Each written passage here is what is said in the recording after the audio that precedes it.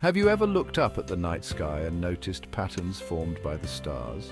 These patterns are called constellations. But what exactly are they, and how many can we see from Earth?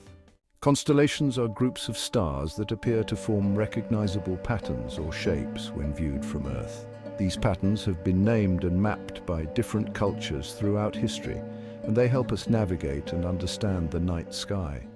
The concept of constellations dates back thousands of years.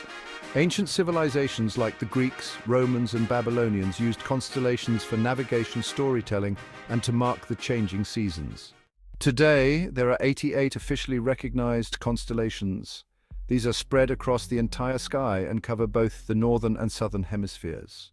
In the northern hemisphere, you can see famous constellations like Orion, the Hunter Ursa Major, home to the Big Dipper, and Cassiopeia, the Queen.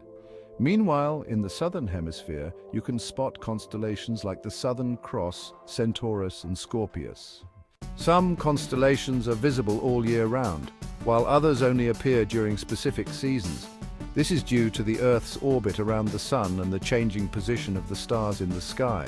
For example, Orion is a prominent constellation during winter months in the northern hemisphere, while the Southern Cross is best seen in the southern hemisphere during the winter.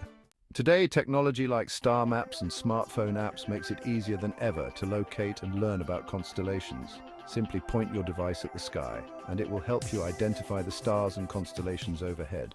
So next time you look up at the night sky, remember that each constellation has its own story and history. For more stargazing tips and celestial wonders, be sure to subscribe to our channel. Keep exploring and stay curious about the universe.